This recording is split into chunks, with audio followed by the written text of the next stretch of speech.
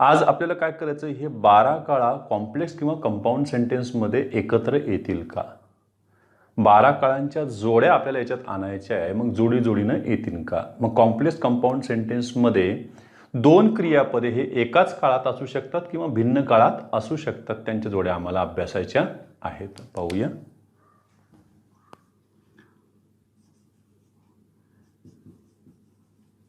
Tense sequence म्हणतो आपण त्यांना.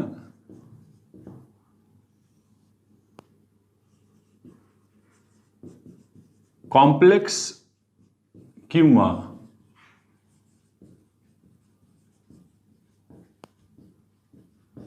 कंपाऊंड सेंटेन्समध्ये दोन भिन्न क्रियापदे ही एकाच काळात किंवा भिन्न काळात येऊ शकतात. हे कसं शक्य आहे बघूया आपण. सर्वात पहिले महत्त्वाचं आहे ते म्हणजे सिंपल प्रेझेंट. सिंपल प्रेझेंटची जोडी कोणाकोणाशी लागू शकते तर बघा बरं, त्याची जोडी महत्त्वाचे पहिले दोन, त्यामध्ये सिंपल प्रेझेंटची जोडी सिंपल प्रेझेंटशीच लागेल. हे केव्हा? जेव्हा एखादी क्रिया नियमित असेल किंवा ते स्थिर सत्य असेल त्यावेळेला. सिंपल प्रेझेंटची जोडी प्रेझेंट कंटिन्युअसशी लागेल. पुन्हा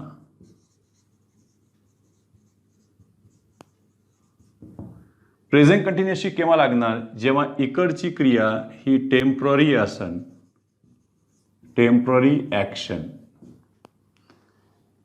आणि इकडची नियमित क्रिया असेल त्यावेळेला यांचा वापर होईल. म्हणजे या दोन टाईपला सिंपल प्रेझेंटचा जोडीदार सिंपल प्रेझेंट असू शकतो किंवा सिंपल प्रेझेंटचा जोडीदार कोण असतो? प्रेझेंट कंटिन्युअस असू शकतो. दोन्ही क्रिया जर एकदाच चालू जर राहिल्या तर ही एक टाईप जन्माला येईल. प्रेझेंट कंटिन्युअसचं प्रेझेंट कंटिन्युअस देखील जोडीदार असू शकेल. का? दोन क्रिया एकाच वेळेला चालू नसतात का? जसं मी बोलतोय तुम्ही ऐकताय, ही क्रिया चालूच आहे.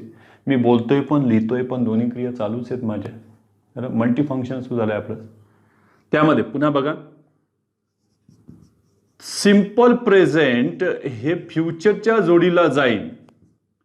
त्यावेळेला या सिंपल प्रेझेंटच्या रचनेतून फ्युचर इव्हेंट दर्शविला जाईल. बघा, रूप कोणाचं? सिंपल प्रेझेंटचं, आणि कार्य मात्र कोणाचं? फ्युचर इव्हेंटचं. अशा वेळेला यांची जोडी तीन काळासोबत पुढे पुढे लागायला सुरुवात होईल. सिंपल प्रेझेंट सोबत सिंपल फ्युचर हे रचनेमध्ये वापरलं जाईल.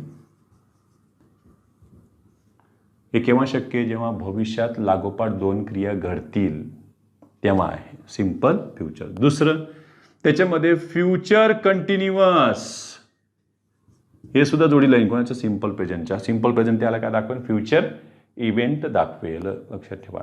म्हणजे भविष्यात एखादी क्रिया जेव्हा घडेल त्यावेळेला दुसरी काय राहील? अपूर्ण राहिलेली असेल. त्याच्यानंतर तिसरं येईन बघा यांच्याकडं, फ्युचर परफेक्ट. हे केव्हा होईल? भविष्यात तुम्ही दोन क्रियेविषयी बोलताना पहिल्या क्रियेच्या आधी जर दुसरी क्रिया झालेली असेल, म्हणजे आधी घडणारी जी क्रिया असेल ती कोणती राहील? फ्युचर परफेक्टमध्ये राहील. त्याच्यानंतर फ्युचरमध्ये एखादी क्रिया सुरू होऊन ती फ्युचरमध्येच काही काळ चालणार असेल तरीही तुम्हाला future perfect tense, future perfect continuous tense वापरता येईल. म्हणजे भविष्यात क्रिया केव्हा सुरू होणार आहे हे दाखवायसाठी कोण उपयोग येतील? तुम्हाला सिंपल प्रेझेंटमधून तुम्हाला फ्युचर इव्हेंट दाखवला जाईल आणि पुढे फ्युचर परफेक्ट कंटिन्युअस वापरता येईल. असे जोडीदार आले याच्यामध्ये सिंपल प्रेझेंटची. बघा, सिंपल प्रेझेंटनं किती जणांना मदत केली? तर ह्या 6 जणांना मदत केलेली आहे. पुन्हा पहा,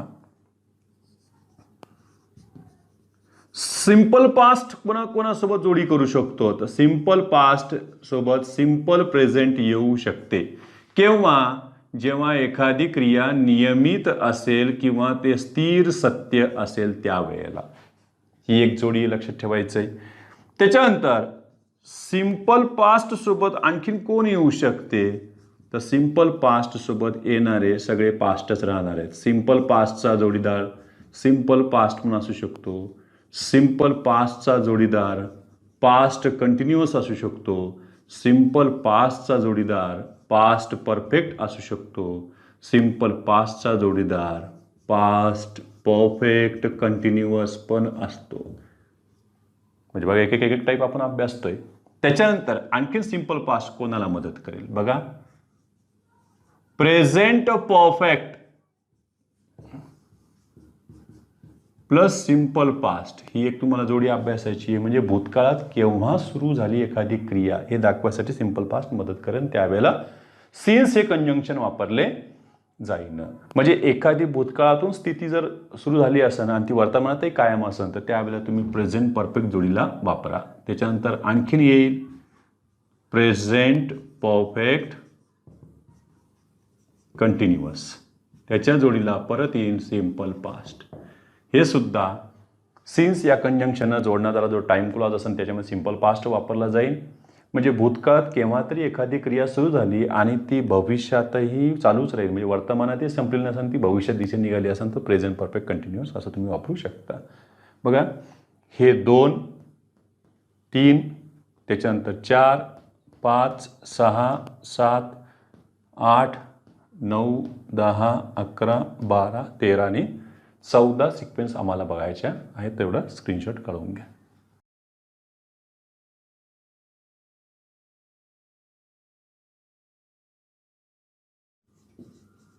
सिक्वेन्स नंबर 1 आपण त्याला सिक्वेन्स नंबर 1, 2, 3, 4 असं 14 पर्यंत जाऊ. त्यातलं सर्वात पहिले बघा बरं, सिंपल प्रेझेंटचा जोडीदार सिंपल प्रेझेंटच येईल. हे केव्हा शक्य आहे?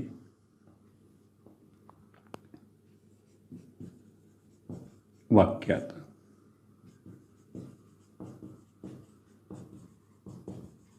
नियमित क्रिया, सवय किंवा स्थिर सत्य यांचा बोध होतो किंवा बोध होत असेल तेव्हा वरील काळ वापरावेत. मग यासाठी कन्स्ट्रक्शन्स येणं महत्त्वाचं आहे. म्हणजे सिंपल प्रेझेंटचं तर कन्स्ट्रक्शन आपल्याला माहितीच आहे की फर्स्ट फॉर्म येईल त्याच्यामध्ये V1ला यस प्रत्यय वापरला जाईल. दोन्हीकडे ती स्थिती आहे बघा बरं. V1ला यस किंवा ES किंवा तुम्ही एम, इज, आर हे मेन वर्ब म्हणून वापरू शकता, हॅव, हॅज हे मेन वर्ब म्हणून वापरू शकता. मग यासाठी तुम्हाला कंजंक्शन लागणार आहेत. शक्यतो टाइम कंजंक्शनच राहणारे, टाइम दाखवणारे कॉम्प्लेक्स सेंटेन्समध्ये जास्त वापरले जाईल जोडी. त्यात येईन बघा सगळ्यात पहिले ॲज सून ॲज यांचा वापर करा. ॲजचा वापर करू शकता तुम्ही, वेनेवरचा वापर करू शकता, टाइम क्लॉजमध्येच आहे. आणि जनरल कंडिशन दाखवायसाठी तुम्हाला इफ क्लॉज वापरता येईल, इफ हे कंजंक्शन वापरता येईल. हे पुढे आपण कंडिशनल सेंटेन्समध्ये सुद्धा ही टाईप अभ्यासणारच आहोत. बघूया त्यामध्ये एक्झाम्पल.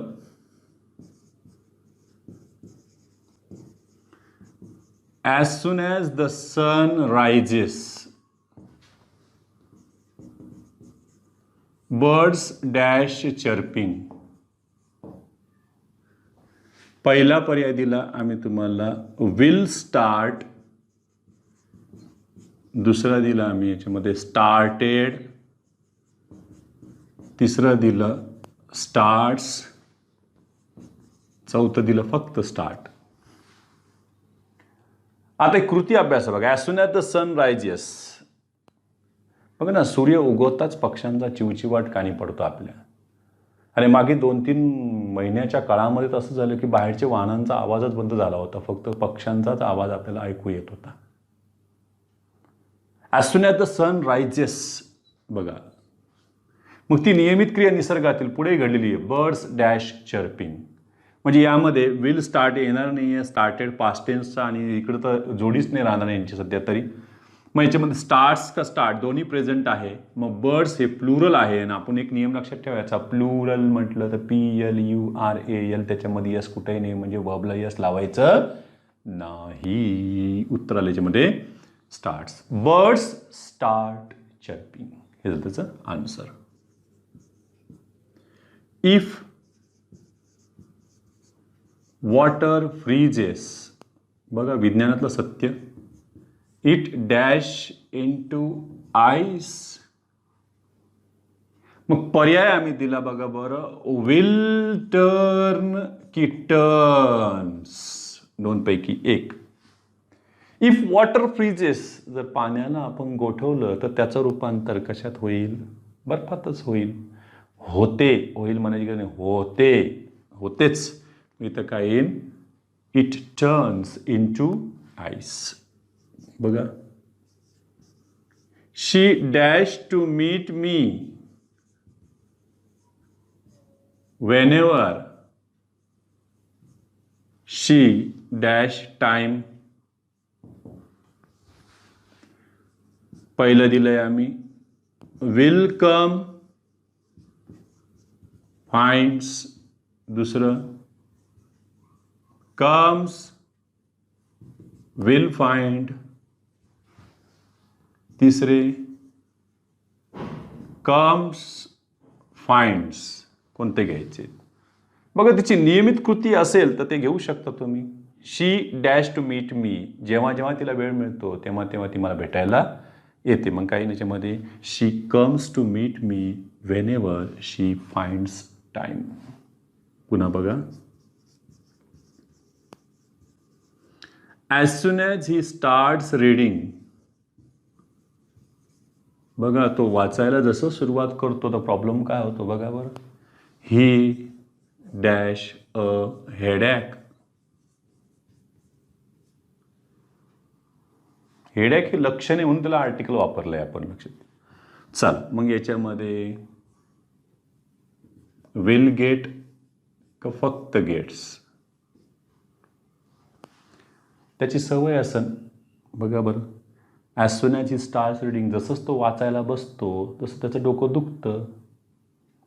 काही जणी म्हणत का, अरे मी जसा चष्मा काढला, चष्मा लावला तर माझं डोकं दुखतं, चष्मा काढला तर दिसत नाही. मोठा प्रॉब्लेम आहे यांचा काहींचा.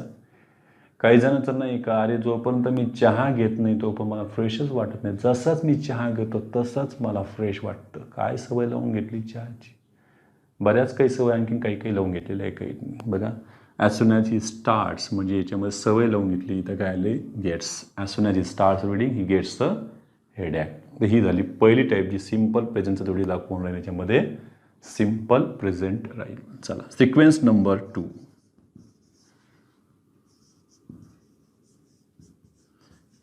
सिम्पल प्रेझेंटच्या जोडीला प्रेझेंट कंटिन्युअस आले. आता असं कुठं राहील? एक क्रिया याच्यामध्ये नियमित राहील आणि एक क्रिया याच्यामध्ये काय राहील? टेम्पररी राहील, तात्पुरती राहील नियोजन. बघा, याच्यामध्ये रेग्युलर ॲक्शन किंवा ॲक्टिव्हिटी आणि यांच्याकडे राहील टेम्पररी ॲक्शन. यांच्याकडं V1ला लागेल यस किंवा ES, पुन्हा काही ॲडव्हर्बियल्स मदत करतील यांच्यामध्ये येऊन. युजली, त्याच्यानंतर जनरली यांचा वापर याच्यामध्ये होईल. यांच्याकडची जर तुम्ही रचना जर पाहिली तर am, is, are plus VING. पॅसिव्हची रचना जर घ्यायची असेल तुम्हाला तर घेऊ शकता तुम्ही एम, इज, आर प्लस पॅसिव्हमध्ये बीला आयनजीला बिईंग वर्बचा थर्ड फॉर्म. हे झालं पॅसिव्ह वाईची रचना. ही झाली ॲक्टिव्ह वाईची रचना. यांच्याकडे युजली, जनरली वापरलेले आहे. तर यांच्याकडे सुद्धा काही शब्द वापरले जातील. उदाहरणार्थ टुडे, दीज डेज,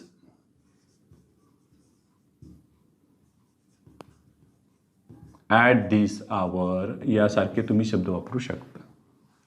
हे मदत करतील. म्हणजे एक क्रिया नियमित, एक क्रिया कशी झाली याच्यामध्ये तात्पुरती असेल. उदाहरण बघू आपण त्याच्यामध्ये.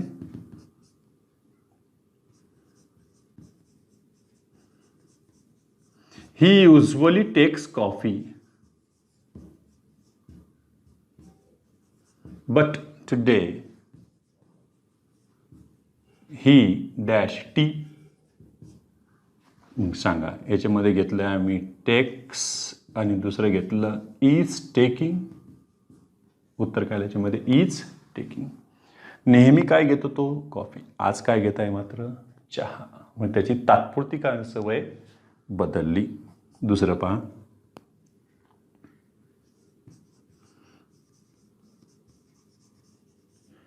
शी usually helps me but these days she dash. मग तुम्हाला पर्याय दिला आम्ही इज हेल्पिंग आणि दुसरा पर्याय दिला आम्ही इज बीइंग हेल्प्ड. बघा बरं का, दोन्हीकडेही तेच टेन्स आहे. सिम्पल प्रेझेंट कंटिन्युअस कोणता घेणार. इकडं सिम्पल प्रेझेंट आहे. तशी नेहमी ती मला मदत करते, पण ह्या दिवसामध्ये तिलाच मदत केल्या चालली. ती मदत नाही करत. परत बघा, हेल्पिंग नाही आहे याच्यामध्ये. कारण हेल्प आपल्यालाही आधी माहिती आहे की हेल्प हे सकर्मक क्रियापद आहे, ट्रान्झिटिव्ह वर्ब आहे, त्याला ऑब्जेक्ट आवश्यक. इथं ऑब्जेक्ट आहे का नाही, इथं ऑब्जेक्टच काय बनलं आहे सुरुवातीला येऊन, इथं सब्जेक्ट बनलेलं आहे. म्हणून उत्तर काय पाहिजे याच्यामध्ये, पॅसिव्ह रचनेचं इज बीइंग हेल्प्ड ही त्याच्यामध्ये रचना पाहिजे होती. बघा आणखीन उदाहरण, I usually read the times of India but today I dash the Hindu. Read, am reading, is reading कोणतं वापरायचं. काय म्हणते, रीड तर येणारच नाही. या दोघांकडे प्रेझेंट कंटिन्युअस आहे. मग तुम्ही पर्सन बघा ना सब्जेक्टचं, आय फर्स्ट पर्सन असेल तर उत्तर काय घालून तुम्हाला I am reading the Hindu. तेवढं स्क्रीनशॉट काढून घ्या.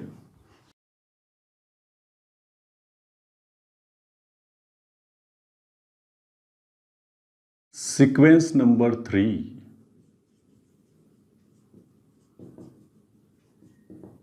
प्रेझेंट कंटिन्युअसच्या जोडीला प्रेझेंट कंटिन्युअस वापरला. याचा अर्थ दोन्हीकडे एकाच वेळी क्रिया अपूर्ण होत्या किंवा चालू होत्या.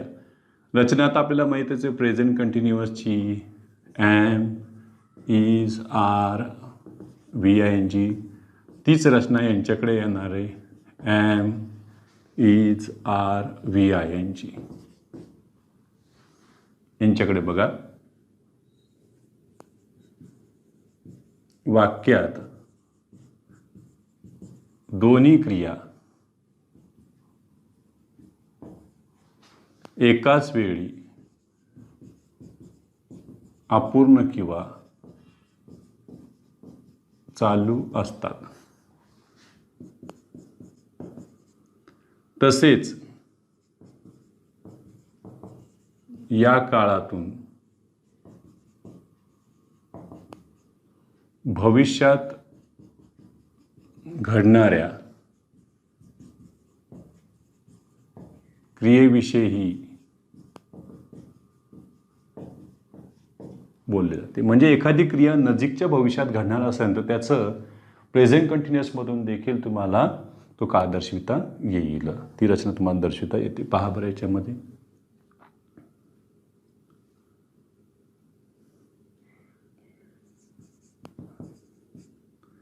एक्झाम्पलमध्ये बघा, a fine breeze dash and the children dash kites. पतंग उडवत आहेत. काइट म्हणजे पतंग. छान वारा वाहतोय आणि मुले पतंग उडवत आहेत. दोन्ही क्रिया एकाच वेळेला चालू आहेत. मी समजा इथं क्रियापद दिलं तुम्हाला ब्लो आणि इथं क्रियापद दिलं फ्लाय, यांची रूपे वापरा. मग मुद्दाम करून तुम्हाला पर्याय पहिले दिले ती बघा बरं, इज ब्लोईंग फ्लाय. दुसरं देतील ती इज ब्लोईंग आर फ्लाइंग. बघा बरं, वारा वाहतोय आणि मुले पतंग उडवत आहेत. दोन्ही क्रिया काय याच्यामध्ये अपूर्ण आहेत, हे पद्धतीमध्ये घेता येईल. निश्चित क्रिया असेल बघा, भविष्यातली नियोजित क्रिया असेल ते देखील वापरतील. Your father come meet you this evening and he, इथं घेतलं मी क्रियापद bring some of his friends with him. This evening म्हणजे आज येत आहेत, आज सायंकाळी येते, म्हणजे सकाळच्या वेळेचं बोलणं असावं. आज सायंकाळी ते येत आहेत आणि येताना काही मित्रही सोबत घेऊन येत आहेत. झालं. याच्यामध्ये फ्युचर इव्हेंट दाखवला आहे त्यांनी. सगळ्यात पहिले बघा बरं, कम्स इज ब्रिंगिंग, आणि दुसरं दिलं आहे आम्ही इज कमिंग, इज ब्रिंगिंग. त्याच्यामध्ये फ्युचर इव्हेंट दाखवता येईल, त्याच्यामुळे आपल्याला दोन्हीकडेही प्रेझेंट कंटिन्युअसच वापरावं लागेल. झालं.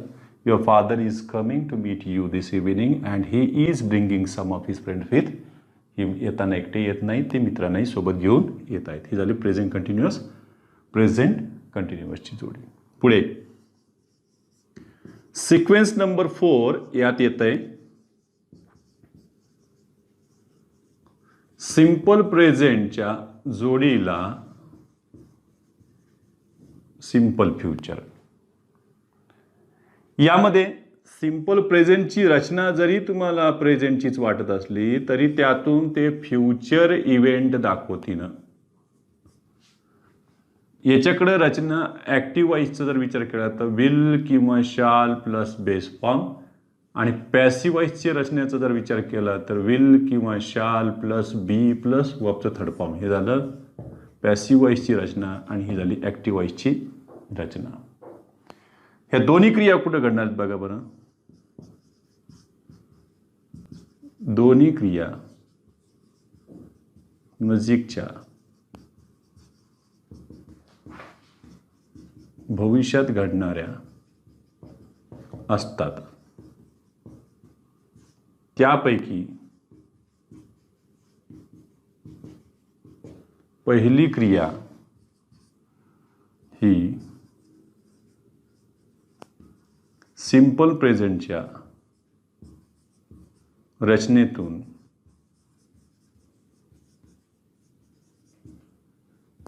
फ्युचर इव्हेंट दर्शविणारी असते.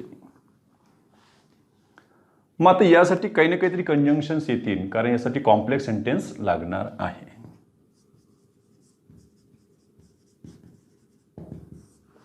कंजंक्शन्स यामध्ये ॲज सून ॲज पहिला नंबर, दुसरं वेन,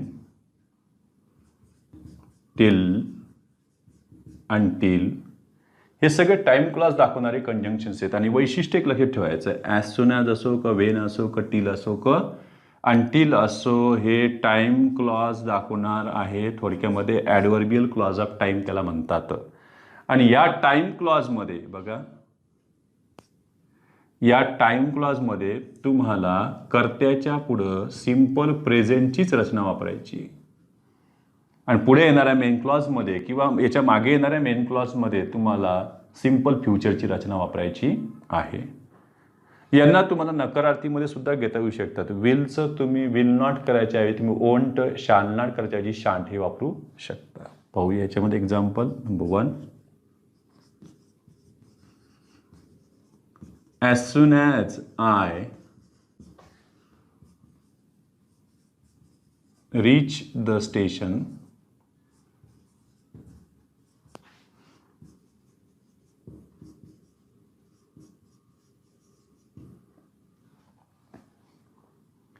दोन्हीकडे मी मूळ रूप घेतलेली यांचे तुम्हाला वापरायचे आहेत.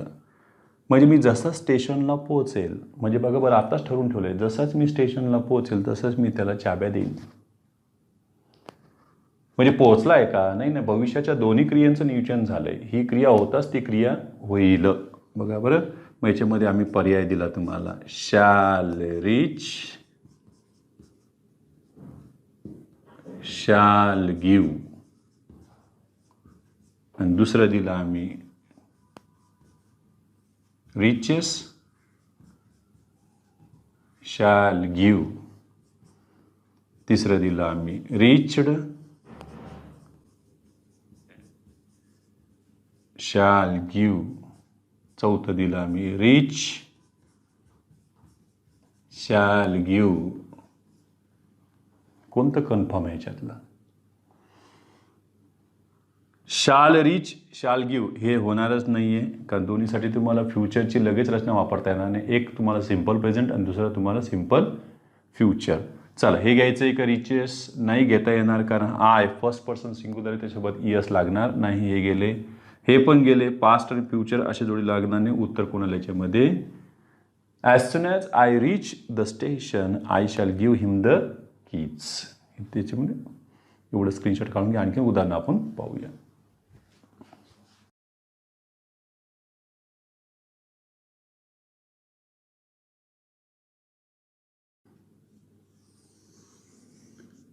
एक्झाम्पल नंबर 2 त्यातलंच आहे सिम्पल प्रेझेंटचा जोडीदार सिम्पल फ्युचर आहे. यामध्ये as soon as the chief guest, मी याच्यात घेतलं arrive,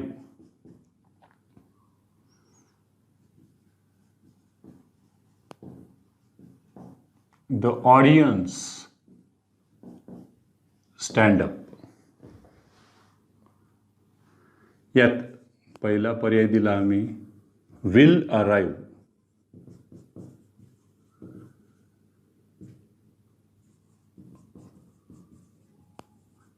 will stand, arrive, will stand. बघा, दोन्हीकडे तुम्हाला सिम्पल फ्युचरच्या रचना वापरता येणार नाही, जरीही तुम्हाला फ्युचरमधलंच ॲक्शन दाखवायचे. यासाठी सिम्पल प्रेझेंटची रचना पहिल्या टाईम क्लॉजमध्ये वापरणार. एवढा टाईम क्लॉज आहे हा. ही झालं उत्तर त्याचं. As soon as the chief guest arrives the audience will stand up. तिसरे पहा,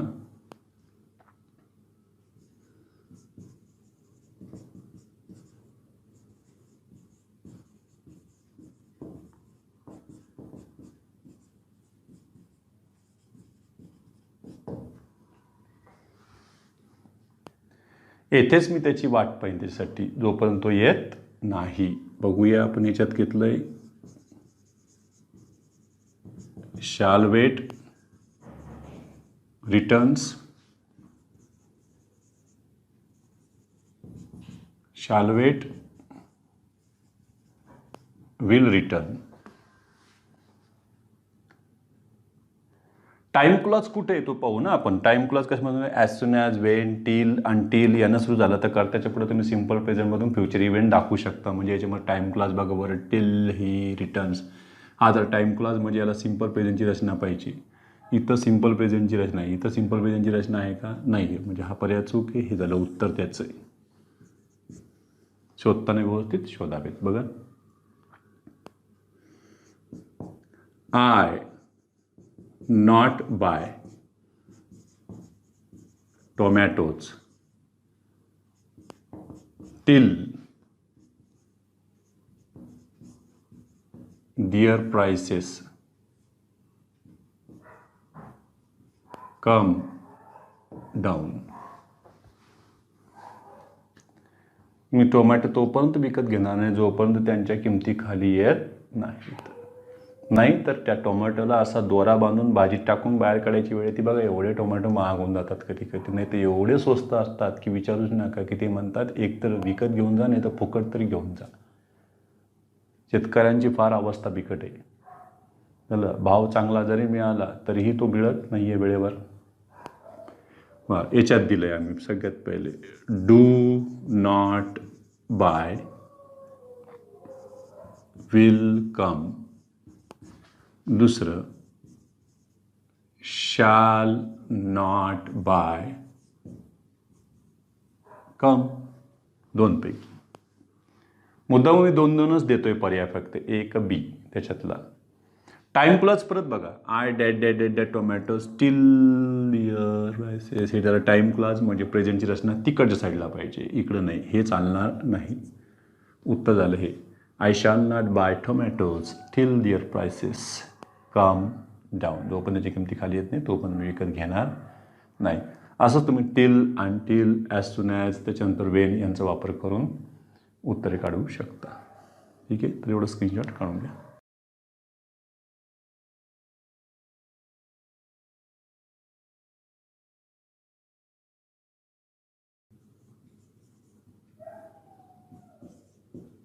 पाचवी सिक्वेन्स आहे ती म्हणजे सिम्पल प्रेझेंटच्या जोडीला फ्युचर कंटिन्युअस वापरले गेले. सिम्पल प्रेझेंटच्या जोडीला फ्युचर कंटिन्युअस, V1 ला यस, फ्युचर कंटिन्युअस विल किंवा शाल, बी प्लस VING ही क्रिया.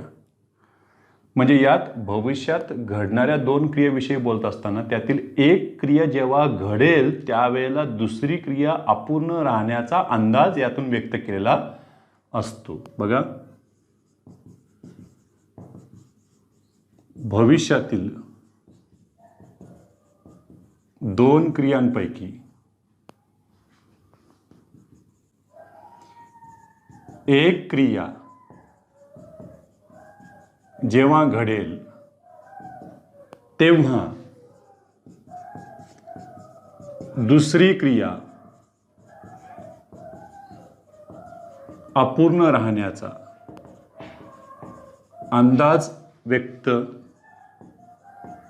केलेला असतो. यामध्ये दोन क्रियापैकी एक क्रिया जेव्हा पूर्ण घडेल त्यावेळेला दुसरी अपूर्ण राहण्याचा अंदाज व्यक्त किंवा ती चालू असण्याचा अंदाज व्यक्त केलेला असतो. यासाठी तुम्हाला परत एकदा कंजंक्शन वापरावं लागेल, ते म्हणजे वेन. आले का टाइम क्लॉज परत एकदा? आणि टाइम क्लॉजमध्ये तुम्हाला सिम्पल प्रेझेंटची रचना वापरता येईल किंवा फ्युचरची रचना वापरता येईल. बघा याच्यामध्ये जोडीमध्ये number 1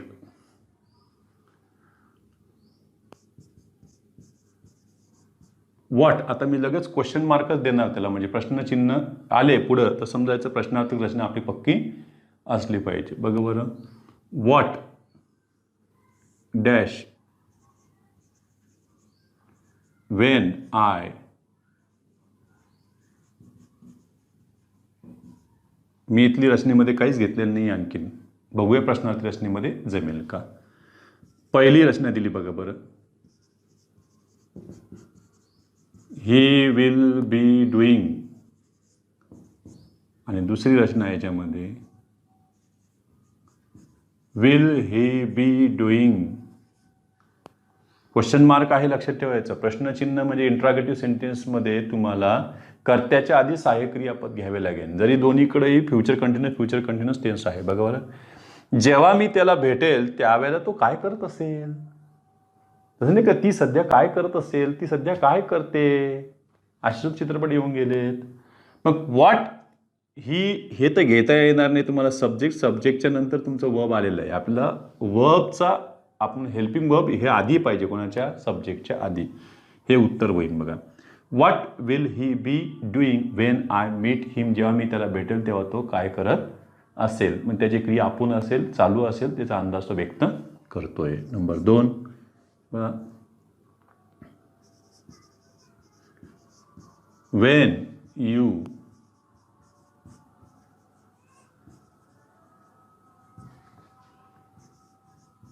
perhaps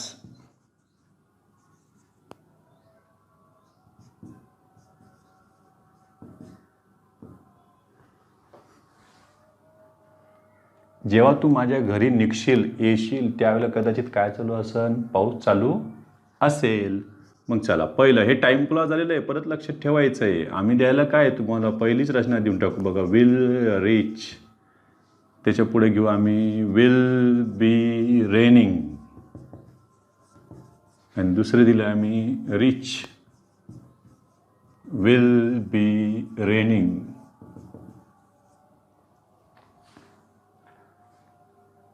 When you reach my home, जेव्हा तू माझ्या घरी येशील किंवा भेट द्यायला येशील त्यावेळेला कदाचित काय चालू असेल, पाऊस चालू असेल. Perhaps it will be raining, त्याला पाऊस चालू असेल.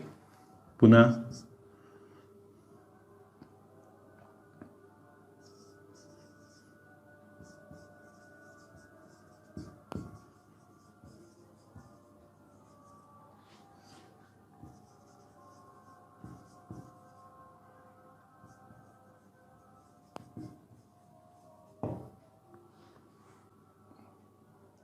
जेव्हा तू तिला भेटशील तेव्हा तिची काहीतरी क्रिया चालू असेल.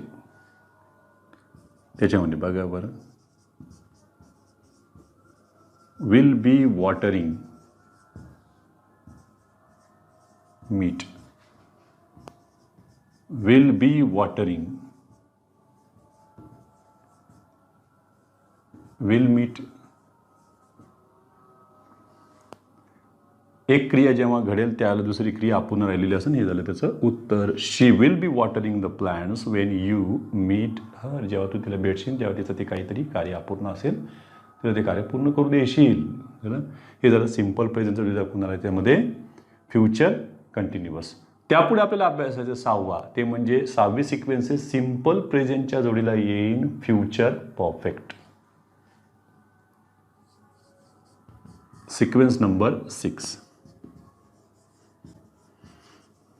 सिम्पल प्रेझेंटच्या जोडीला आली फ्युचर परफेक्ट. पुन्हा इकडच्या बाजूला बघा V1 ला आले यस किंवा यस, आणि इकडे येईन बघा विल किंवा शाल प्लस हॅव. इथं हॅज कधीच घ्यायचं नाही, बेस फॉर्म पाहिजे. हॅव प्लस वर्बचं कितवं रूप, तिसरं रूप. आणि पॅसिव्हमधून घ्यायचं असेल तर फक्त बीन त्याच्यामध्ये तुम्ही ॲड करा. विल किंवा शाल प्लस हॅव, त्याच्यामध्ये पॅसिव्हसाठी आम्ही घेतलं आहे बीन आणि वर्बचं कितवं रूप, थर्ड फॉर्म. हे झालं पॅसिव्ह वॉइस. आणि ही रचना झाली ॲक्टिव्ह वॉइसची. ही रचना आपण डोक्यात ठेवायच्यात. परीक्षक कोणत्या अँगलनं तुम्हाला पर्याय टाकू शकतो. दादा बरं, यात दोन्ही क्रिया कुठं घडणार आहे, भविष्यातच घडणार आहे. पण त्याच्यामध्ये काय माहिती आहे का, दोन क्रियेपैकी जी क्रिया आधी घडेल भविष्यात ती कुठं राहील, फ्युचर परफेक्टमध्ये. बघा बरं, यातला आपण 2 भागांचा जर अभ्यास केला तर दोन्ही क्रिया भविष्यातच घडणार आहेत. बघा, ही भविष्यात आधी घडणारी क्रिया आणि ही भविष्यात नंतर घडणारी क्रिया. लक्षात ठेवायचं, ही भविष्यात आधी घडेल. आपण पाहिलं ना, भविष्यात तिकून येत असते, तिकून पहिली क्रिया ही भेटणार आहे, नंतर ही भेटणार आहे. चला, वर्तमानातून भविष्याकडे जाऊ नका. वर्तमान भविष्य गेलं तर हीच पहिले दिसेल तुम्हाला, नंतर ही दिसेल. प्रॉब्लेम होऊन जाईल, सगळा गोंधळ होऊन जाईल. ठीक आहे. चला, यांच्याकडे रचना आलेली आहे. मग यांच्याकडे कोणते कोणते कंजंक्शन्स कामात पडतील ते पण आपण पाहूया. कंजंक्शन आले म्हणजे टाइम क्लॉज आलाय. टाइम क्लॉज याच्यातून दाखवता येईल. मग टाइम क्लॉजमध्ये सिम्पल प्रेझेंट वापरता येईल, जो फ्युचर इव्हेंट दाखवेल. म्हणजे याचं काम परत काय दाखवायचं आहे, फ्युचर इव्हेंट दाखवायचं आहे. जी तुम्ही विल शाल न वापरताही करू शकता. चला, यासाठी तुम्ही कंजंक्शन वापरणार आहात ते म्हणजे बाय द टाइम. एक ही फ्रेज वापरा कंजंक्शन म्हणून. दुसरं आलेलं याच्यामध्ये वेन, आणि तिसरं जे कंजंक्शन आहे ते म्हणजे बिफोर. हे टाइम क्लॉज दाखवणारे कंजंक्शन्स आहेत. यांचं वैशिष्ट्य असं आहे की ते म्हणतील आमच्या टाइम क्लॉजमध्ये तुम्हाला V1 किंवा V1 ला यस थोडक्यामध्ये सिम्पल प्रेझेंटची रचना वापरावी लागेल. आणि जो मेन क्लॉज नंतर किंवा आधी येऊ शकतो, हा मेन क्लॉज, याच्यामध्ये तुम्हाला कर्त्याच्या पुढं जी रचना घ्यायची आहे ती म्हणजे फ्युचर परफेक्टची. ठीक आहे. याचे उदाहरण आपण पाहू. एवढं स्क्रीनशॉट घ्या काढून.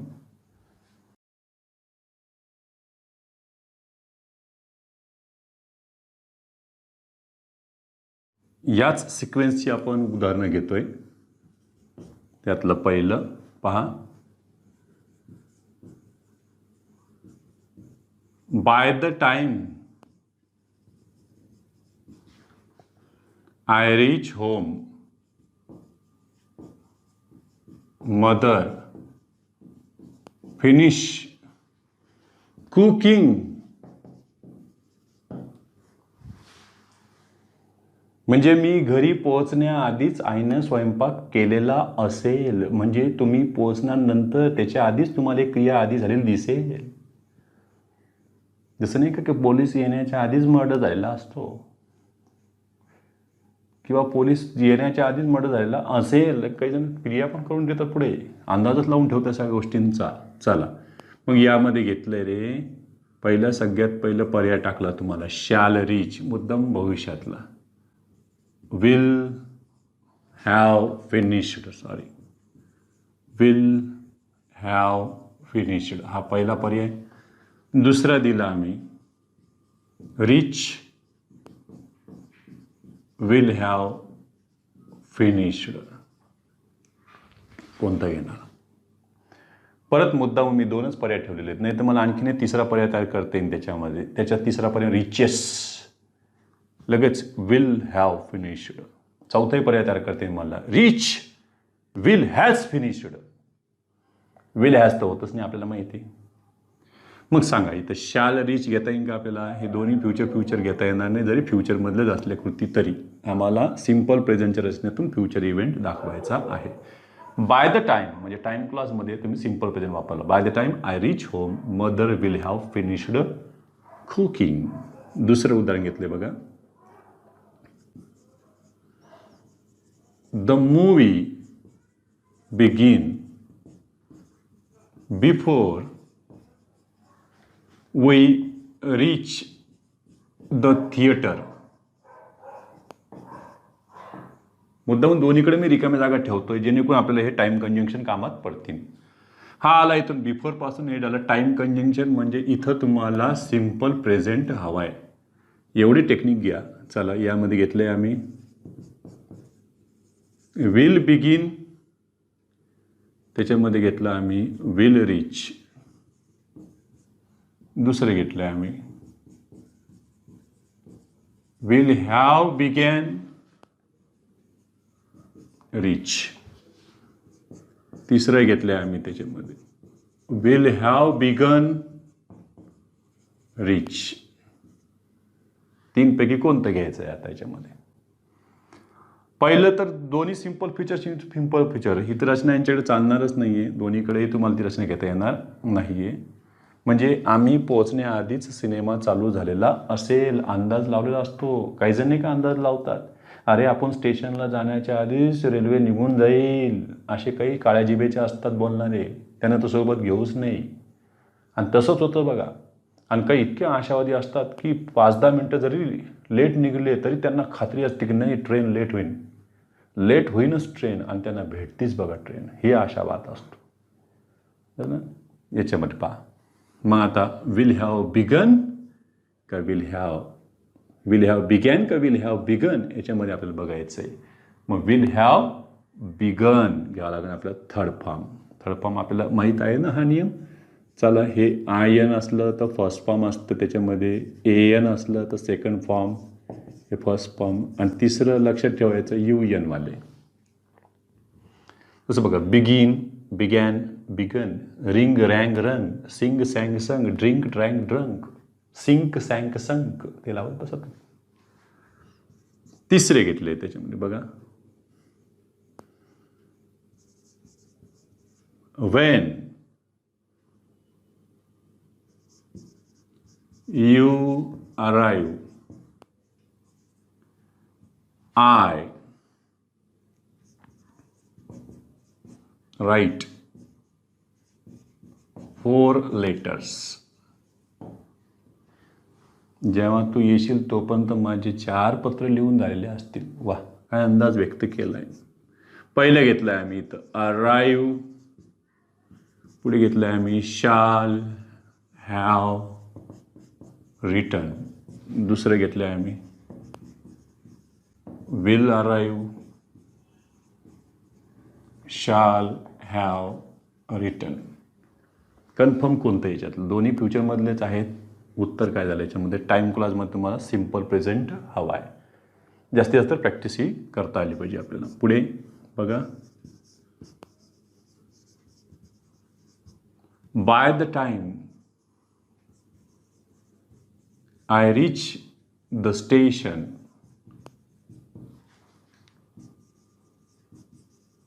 The train leave the platform.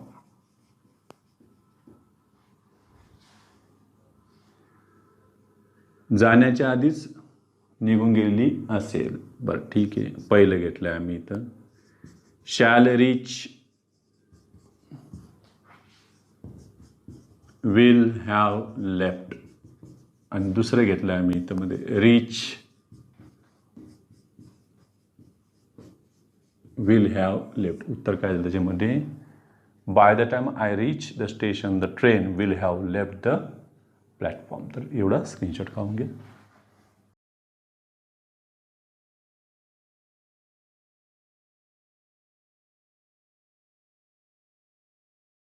आजची शेवटची टाईप आहे sequence 7. Simple present plus future perfect continuous. Simple प्रेझेंटच्या रचनेतून परत तुम्ही फ्युचर इव्हेंटच दाखवणार आहात.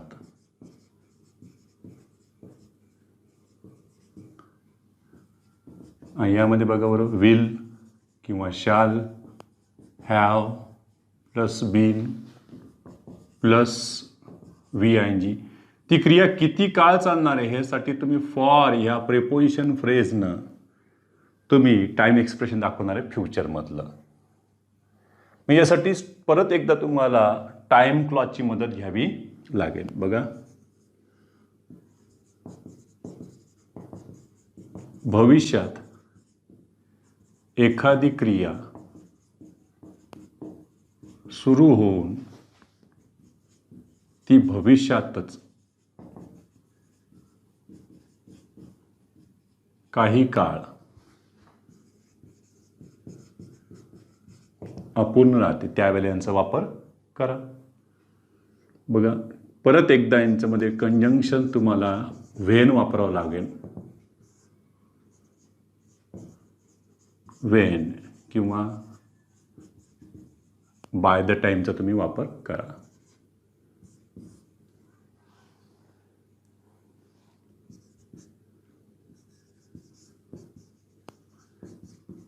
By the time the clock strike 10, he dash play the tabla for 50 hours. 50 तास वाजवणारे. केव्हापासून? अरे 10चा टोल पडला की तेव्हापासून कार्यक्रम सुरू होणारे वाजवण्याचा. पहिला पर्याय आम्ही दिला तुला विल स्ट्राईक, आणि पुढे दिलं आम्ही विल बी प्लेइंग. दुसरी रचना दिली आम्ही तुला will strike, will have been playing, आणि तिसरी रचना दिली आता तुम्हाला strikes will have been playing. कोणतं करेक्ट आहे confirm?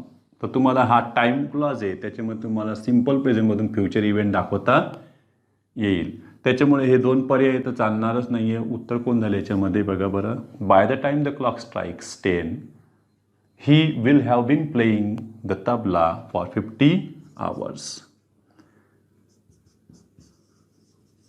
When you come, I dash water the plants for 2 hours.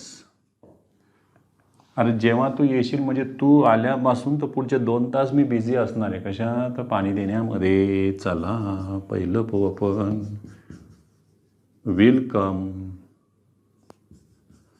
Shall have bin watering. दुसरं दिलं त्यांनी कम shall have been watering. उत्तर झालं त्याच्यामध्ये नंबर 2. तू आल्यापासून काय सुरू राहील? पाणी देणं सुरूच राहील. किती तास पुढे बघा बरं? For 2 hours. 2 तास हे काम चालणार आहे. बघा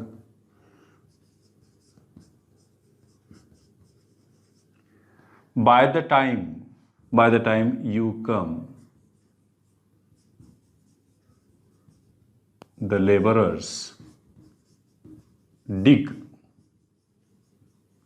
the well for 20 hours.